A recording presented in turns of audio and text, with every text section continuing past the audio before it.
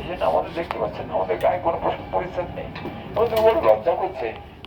এইখানে সবাই তো কত ভদ্র পোশাক পরে ঘুরছে, তোমার কাছে তো অনেক পোশাক আছে, একটা করে দাও না। আজকের দিনটা পড়বো, কালকের দিনটা রাখবো, পরশু দিন তোমাকে দিয়ে চলে যাবো। কি বলছে বলুন তো?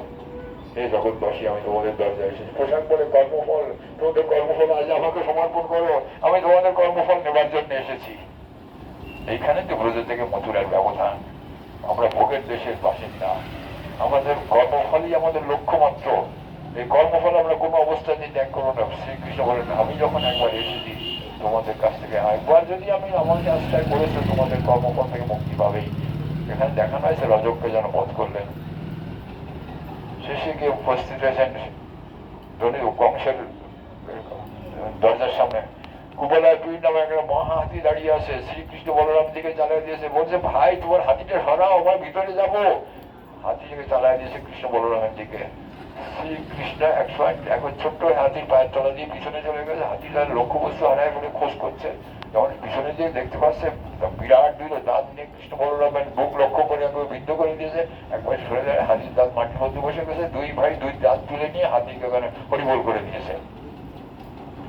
দিয়ে দাঁত দুটো কাঁধে করে নিয়ে ধনুর যজ্ঞশালায় গিয়ে প্রবেশ করছে। হাজার লোকে পাহারা দিচ্ছে এই মহা শিবের ধনুকে। শ্রীকৃষ্ণ হাতির দাঁত দিয়ে সবাইকে পিছিয়ে ওখানে মেরে শেষ করলেন, সরাই দিয়ে সেই ধনুটা তুলে নিয়ে জায়া টেনে আরোপ করলেন। মাঝখানে ধনুটা ভেঙে চুরমার হয়ে গেল। আর সেই শব্দে কংসের বুকটাকে বললেন। এইবার যখন যজ্ঞভূমিতে প্রবেশ করতে যাচ্ছে, সেই সময় সমস্ত মথুরাবাসীরা 18 ভাবে শ্রীকৃষ্ণকে দেখছেন। কেউ দেখছেন একটা যেন ভয়ঙ্কর শক্তি যেন এই মথুরায় প্রবেশ করলো, কেউ দেখছে তাদের শাসনকর্তা প্রবেশ করলো, কেউ দেখছে তাদের আদরের গোপাল প্রবেশ করলো। 18 রকমের কৃষ্ণকে দেখেছেন। এক সময় জানুর মুষ্টিক শ্রীকৃষ্ণ বলরামকে এসে আক্রমণ করেছে, মহাযুদ্ধ হয়েছিল। জানুর মুষ্টিকে বধ করলেন, এরপরে সৌতসলকে বধ করলেন, কৌটাদিদের বধ করলেন। কংসের ডাক দিয়ে বলছেন, এই দুই ছেলেকে বাইর করে দাও, নন্দকে বধ করো, তার সবকিছু কেড়ে নাও। গোপাল বলছে, মামায় এতক্ষণ সব সহ্য করেছে, আমার বাবাকে বধ করতে চাইছে, এবার আর সহ্য করবো না। এক লাফ দিয়ে মঞ্চের উপরে উঠে গেলেন, কংসের গলা জড়িয়ে ধরলেন, কংসকে নিয়ে একবার যজ্ঞভূমির মাঝখানে পড়লেন, বুকের উপরে শ্রীকৃষ্ণ পড়েছেন। 24টা মুষ্টিকাঘাতে কংসকে বধ করলেন। কংস যখন 24টা মুষ্টিকাঘাতে গোপালের 24টা অবতারে রূপ দেখেছিলেন, ত্যাগ করলেন। অস্থি প্রাপ্তি এসে কংসের চরণ এসে কাতর হয়ে কাঁদছে। গোপাল বলছে, মামি কতদিন পরে মামার কোলে গেলাম, মামার গলা জড়িয়ে দিলাম, মামা পড়লো আর মরে গেল, আমি আর মামার কোলে উঠতে পারলাম না। কি হবে? দুইজন কাঁদতে কাঁদতে মাগধ দেশে চলে গেলেন। জরাসন্ধের সম্পদ ছিনে কুপিত হয়ে 23 অক্ষয়ণী সৈন্য নিয়ে মথুরা আক্রমণ করতে আসছে।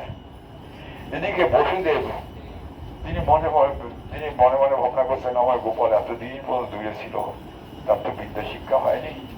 এই জন্য বসুদেব দেবকী শ্রীকৃষ্ণ বলরামকে বিদ্যা শিক্ষা করার জন্য অবন্তী নগরে পাঠিয়ে দিচ্ছেন, শান্তিপুনি মুনির কাছে।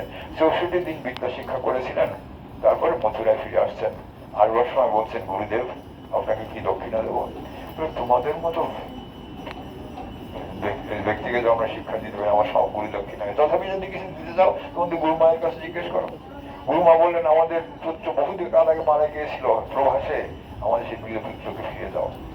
মৃত পুত্রকে গুরুদেবকে দক্ষিণা দিয়ে দিলেন, মথুরায় ফিরে গেলেন। দেবকে এই সংবাদটা শুনে বলছেন, সংবাদ শুনেছেন যে গুরুদেবের মৃত পুত্রকে ফিরে গিয়েছে, এই জন্য তোমরা বড় পুরুষ, নিশ্চয়ই আমার সারায় যাওয়া 6 পুত্রকে তোমরা ফিরিয়ে দাও। বলি রাজার গৃহ থেকে সেই 6 পুত্রের এনে উপস্থিত করেছিলেন। দেবকী মায়ের স্তম্পন করে তারা মুক্ত হয়ে গেছেন। এই সেই 6 জন যারা আছাড় খেয়ে মরেছিল, আজ তারা শ্রীকৃষ্ণের স্পর্শ পেয়ে তারা মুক্ত হয়ে চলে গেলেন। এদিকে জরাসন্ধ 23 অক্ষয়ণী সৈন্য, 20 লক্ষ সৈন্য নিয়ে মথুরা আক্রমণ করেছেন। শ্রীকৃষ্ণ বলরামের সঙ্গে মন্ত্রণা বলে, দাদা মহা বিপদ এসে উপস্থিত হয়েছে, এবার কি করে রক্ষা পাবো? একটা কাজ করো, চলো আমরা দুইজনই মাত্র যুদ্ধ করি। দুইজনে যুদ্ধ করবেন। একসময় জরাসন্ধের সমস্ত বাহিনী বিধ্বস্ত করে দিলেন। জরাসন্ধকে বন্দী করে বলরাম নিয়ে এসেছেন।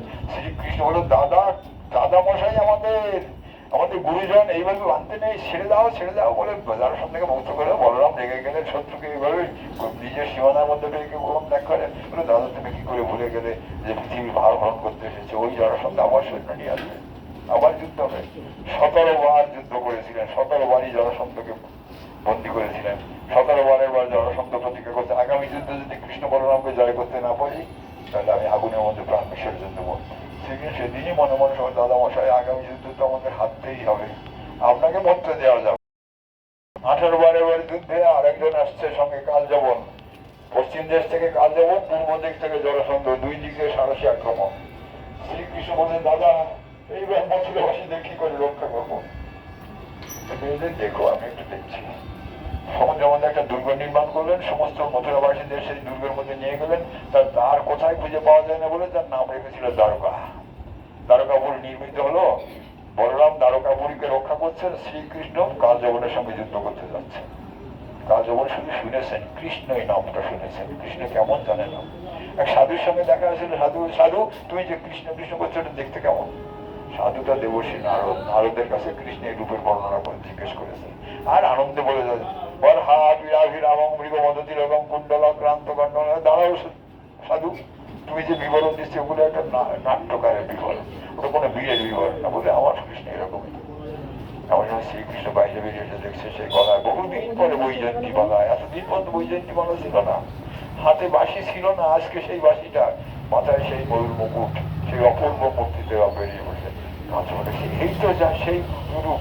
বলে দাঁড়াও দাঁড়াও, শ্রীকৃষ্ণ ভয় জানে, দৌড়াচ্ছে দৌড়াচ্ছে। কাজল তুমি বীর, বীর কখনো ভয় পায় না, দাঁড়াও দাঁড়াও দাঁড়াও দাঁড়াও, দৌড়াচ্ছে। কত কাল যে পিছন পিছন দৌড়াচ্ছে, একসময় কাল যবনে কাল ঘাম বেরিয়ে এসেছে, প্রায় মৃত্যু কাছাকাছি বসে গেছে। কৃষ্ণ এক পর্বত গুহার মধ্যে প্রবেশ করলেন, আর পর্বত গুহার মধ্যে কাল যবন পিছন পিছন ঢুকে দেখছে একটা উত্তরের ঢাকা দিয়ে শুয়ে পড়ে আছে। রাগে গিয়ে তার মাথার উপর লাঠি মেরেছে, এই লাঠি মেরেছে সব ব্যক্তিটা উঠে বসেছে, তার চোখের থেকে আগুন বেরোলে আগুনে কাল যবন পুড়ে ছাই হয়ে গেল। ইনিকে ইনি মহারাজ মুচকুন্দ, মান্দাতার পুত্র মুচকুন্দ। মহারাজ মান্দাতার পুত্র মুচকুন্দ দেবতাদের অনেক সেবা করেছিলেন। দেবতারা জিজ্ঞেস করতে আপনি আমাদের কাছে কোনো বর চান? বলে কিচ্ছু বর চাই না, আমি একটু ঘুমাতে চাই, আমি ঘুম নিদ্রার মধ্যে যেন আমার বাসুদেবকে মনে করতে পারি। বলে আপনি নিশ্চিন্তে এই পর্বত গুহার মধ্যে ঘুমান, যদি কেউ কোনোদিন আপনার ঘুম নিদ্রা ভঙ্গ করে আপনার চোখের আগুন এসে ভস্মীভূত হয়ে যাবে। এই জন্য মুচকুন্দের চোখের আগুনে কাল যবন ভস্মীভূত হয়ে গেল। কাল যবন যখন মরে গেছে, চারিদিকে সব লুটপাট করতে আরম্ভ করেছে যবন সেনাদের। এমন সময় মহারাজ জরাসন্ধে এসে অতর্কিত আক্রমণ করেছেন। অতর্কিত আক্রমণে সব শত্রুভঙ্গ হয়েছে, কৃষ্ণ বলরাম ভয় পালাচ্ছে।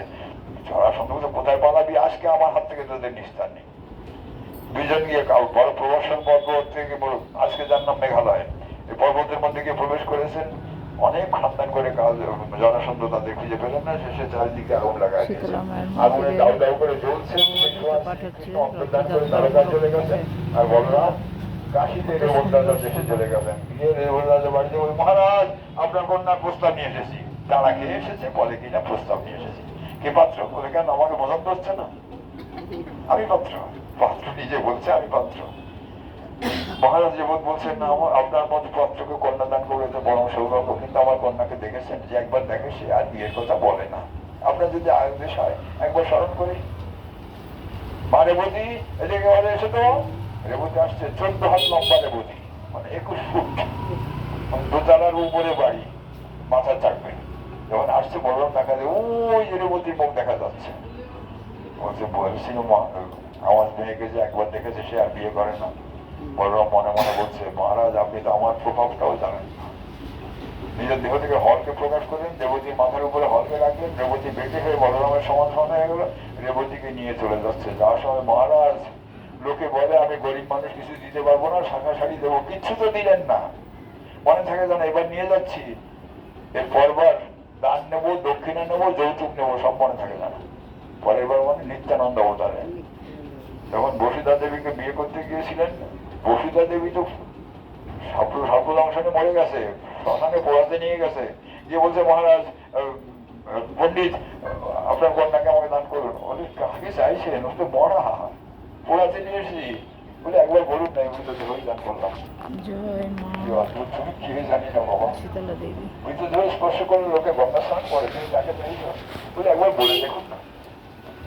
যেই বলেছে এই মরা কন্যাই তোমাকে দান করলাম, ওখানে কানের কাছে কিন্তু আর কতক্ষণ ঘুমাবে, এবার ওঠো। চিতার উপর দিয়ে উঠে বসেছেন, নেমে এসেছেন, নিত্যানন্দের হাত ধরে চলে যাচ্ছেন, খানিক যাবো। আরে পণ্ডিত মনে পড়ে গেছে, আগের বার বলেছিলাম না দান নেবো, দক্ষিণা দেবো, যৌতুক নেবো, কিচ্ছু দাও না, এইবার দিতে হবে, দাও। তোমাকে আজকে আমার দেহ কিছু নেই, আমার প্রাণ চাইলেও দিতে পারি। ওইসব প্রাণ টান আমি নেই না, ওটা আমার ভাই নেই। মানে শ্রীকৃষ্ণ ওই সমস্ত গল্প করে। অগাসুর বগাসুর কতজনকে মারেও কৃষ্ণ মারে।